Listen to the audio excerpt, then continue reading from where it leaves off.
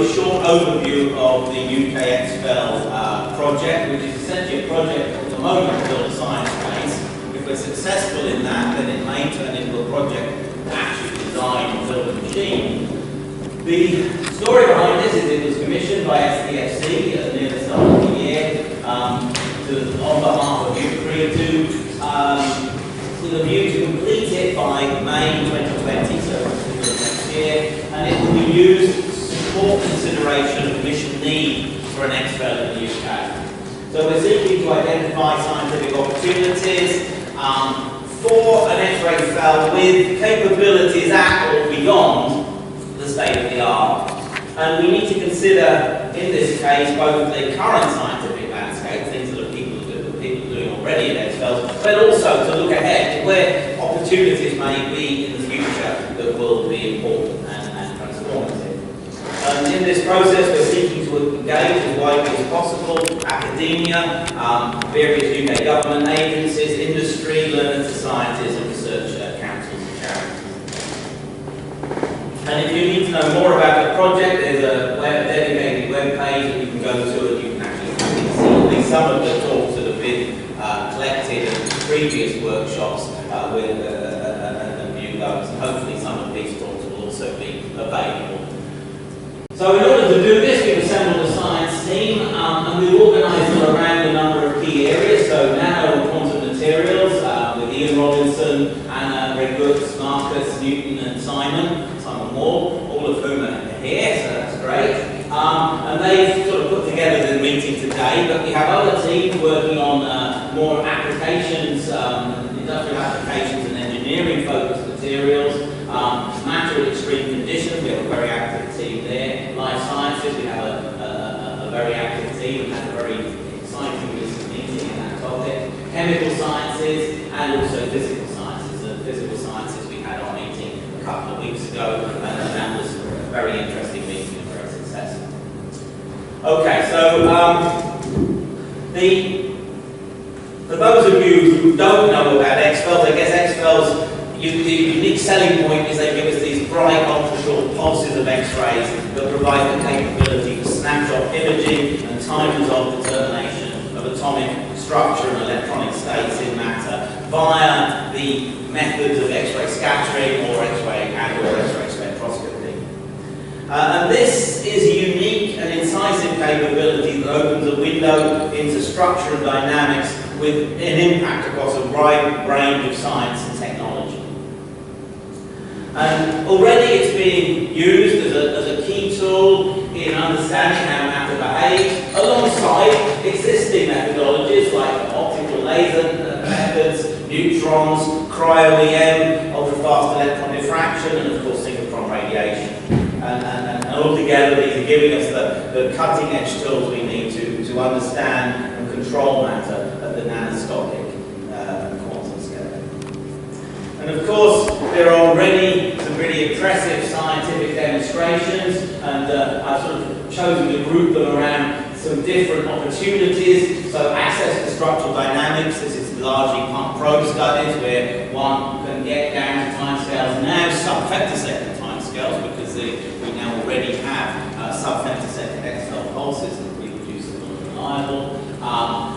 We can use these to get access to transient states, so states of matter that only exist for a short time in the laboratory, maybe sub-picosecond or sub-nanosecond, but we can probe them with precision, for instance, states of extreme pressure or high energy density, and for this community, I guess, states that are addressed by electromagnetic fields, and the ability to access inside the timescale of the field is really key.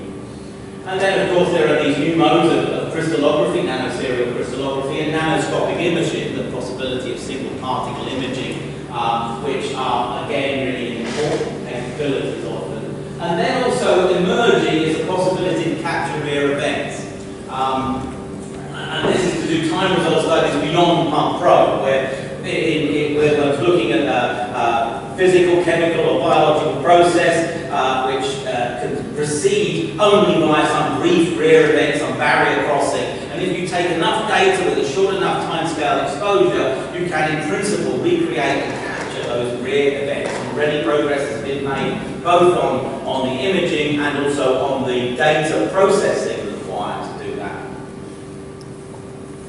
So I guess what excites us most about these machines is this access to these very short timescales. So on this plot I go from 10 to the minus 7 to 10 to the minus 17 of a second. So I know some of you are more interested in slower timescales, but I think where we've got some really new opportunities are uncovering what's going on in these very fast timescales. So things like valence and inner shell electron dynamics and the primary electronic events in photoexcitation all live down at this very fast timescale, and those lead to coupling to lattice dynamics, to electron-ion couplings of various sorts, and moving up to slower timescales more towards robotronic couplings and secondary and tertiary structures in biomolecules.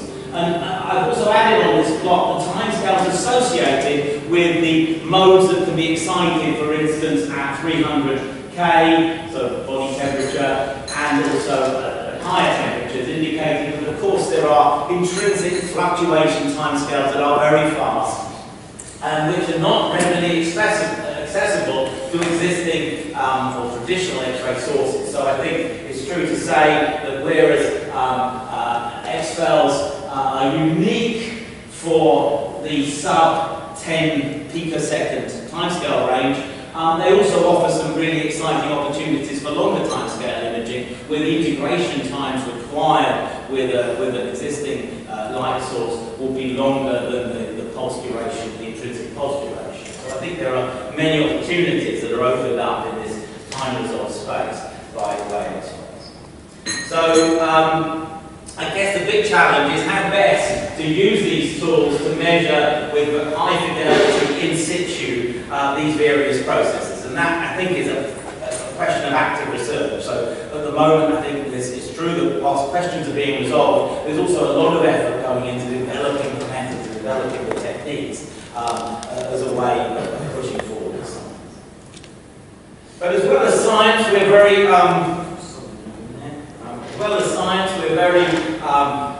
very aware of the broader implications of a large project like this. So we're looking carefully at how an XFEL matches the UK industrial strategy, how it contributes to the grand challenges identified in that strategy. And as a way of background, of course, there is an ambition in the UK to raise the amount of money, the proportion of GDP spent on R&D from the current levels of about 1.7% up to about 2.4% by 2027. And providing that's done by increasing the share of growing GDP rather than just have GDP declining, we should see a benefit of that into science funding. And part of that benefit will be seen through large projects like Diamond 2 and like the XFEL project, which we anticipate providing substantial direct investment into the economy via construction, procurement and job creation. And then as far as the grand challenges are concerned, there's these ambitious grand challenges to do with AI and the data economy, clean energy and clean transport.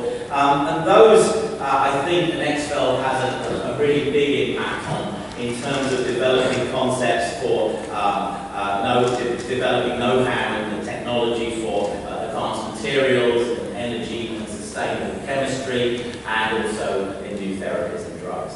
And in addition, of course, training in advanced technology at all levels, from research training through to IT and apprenticeships. But of course, there's plenty of FELs around, or rather, in the X-ray space at least, there are some FELs around. So since 10 years now, LCLS has been available, and whilst it's true that there's limited access, because it's essentially a one beamline at a time machine, a lot of exciting science has been done there. And then more recently, a couple of years after SAC started operating, and then in the last few years we've had a glut of new facilities coming on stream. So Euro XFEL, Swiss FEL, the Korean XFEL, all of which are running exciting user programs and having an impact on the science.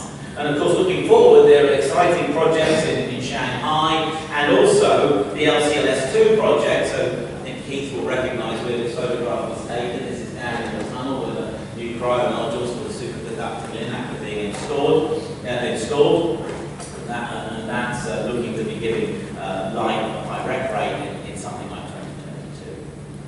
So we have lots of capability at the moment, which we anticipate will satisfy UK needs for something between 5 and 10 years. But beyond that, there could well be a capability gap, a capacity gap rather, and we would like to investigate how that would be filled. Now, of course, other places are spending a lot of money on this. The US has spent a great deal of money through the DOE Basic Energy Sciences program on these capabilities, and we need to think about how we match or how we can compete with that kind of commitment. So, because of the timescales involved in getting a project like this off the ground, and because of the current landscape being, let's say at the moment, okay, we've got capacity out there, we are seeing this more as a long-term science planning exercise that will deliver science in through the middle decades of this century. But obviously, if we build something, we should build something that's going to be internationally competitive and exciting. It needs to be a cutting-edge machine at first light, otherwise it will be soon obsolete. We need to take a wide view of where there will be science impact, so not only looking at the areas where science impact is happening now, but thinking ahead and imagining where science impact may actually come through in the future. And we need to consider the full range of potential industrial impacts. So we have a meeting in a week's time in Warwick where we're going to specifically be brainstorming about that. There's not been so much industrial research yet at XFEL, and so I think it's an open question that we would like to start to address in this science case exercise. And if we did build a facility, we would want to see it as an important part of the international light source provision. Not necessarily doing everything, but at least doing some things with unique capability and ambition. Now, I think we must also anticipate significant technology advances over the next years, which could feed into the UK project. So the technology is certainly not static. There's already been enormous and remarkable improvements of performance and instrumentation of facilities that are already operating, with another step up coming once the superconducting facilities are fully operational. And now already non-linear and multi-dimensional X-ray spectroscopy is in reach, and pioneering work on X-ray holography, quantum imaging, and attosecond science are underway. So new scientific vistas are being opened up all the time, and we want definitely to anticipate that will continue. So, also, the light sources are evolving rapidly, so methods beyond SASE are likely to become widely available, and we're seeing already strong developments in seeding, including the enhanced, echo-enhanced seeding. We're seeing developments in enhanced SASE, which is leading to attosecond pulse generations. There are new schemes for super radiant schemes that give very high brightness, very short pulses, chirp schemes, X-ray oscillators, and X-ray regenerative amplifiers are all being looked at very seriously by the labs already active. And so in the last year, two important breakthrough results have been published, confirming the echo-enhanced seeding, which is now taking the ability to seed and get truly coherent performance from a FEL up to about 500 dB. So this is already a big advancement where they were a few years ago. And then at LCLS, the X-link development, which is generating single and two-color variable delay attosecond pulses. So really opening up attosecond science to XFELs for the first time. So what are the options that we need to be considering? Now, we're explicitly told that we're not meant to be designing a machine, so we're not attempting to design a machine, but we do talk quite a lot to the accelerator scientists in the UK to try and get a picture of what's possible, and I think there's a lot that is possible out there. We can build a unique UK XFEL with really truly new capability, something that goes well beyond the current state of the art. So that's one option that we might consider. We can build an XFEL that will provide capacity well beyond the next 10 years. Another option is we can invest more in existing FEL facilities in order to achieve or to ensure that we get capability that matches our scientific ambition. So one option is the 2 tunnels that exist at Euro XFEL, and I think providing Euro XFEL commits to becoming a CW machine rather than a pulse machine, that looks like a viable option, potentially a viable option. We could of course also increase investment to support users in exploring the existing opportunities in terms of long-term grant funding schemes from various research councils, the establishment of doctoral training centres, and also maybe the establishment of a series of UK XFEL institutes to boost the scientific capacity in the UK. And we can extend activities of the existing efforts like the Life and Physical Sciences Hub Space in Harwell, which are playing a great role already in promoting XFEL science, but could do more if they were better resourced. Or a combination of those. So these are not necessarily all mutually exclusive. So what are the next steps? So we start this exercise with an open mind as to what the most exciting science is and where the opportunities may lie, and what we should be prioritising in a plan for a facility. We've opened a free form consultation with the UK community, and there's contact details there for anyone who wants to log on and just give an opinion. There are questionnaires you can fill in, or just give us your views, or just email me your views, and we're looking at all of that input, and we'll be collating and synthesising that over the next few months. The science case itself will be drafting beginning in January, and with a view to completing it in first draft form by March, and then perhaps going through a kind of internal review process before finalising. And during that process, we anticipate we will welcome continued input from the UK community.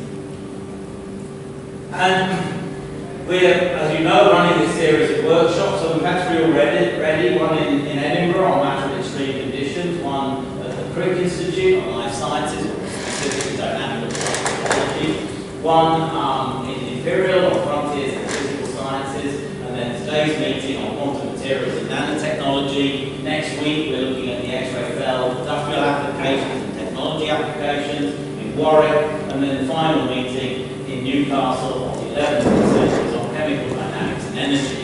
And I think so far the meetings have been terrific, and I think today is already looking like it's going to be a very exciting program. So I'll stop there, but I'm happy to answer any questions. Okay, are there any questions for John before we move on?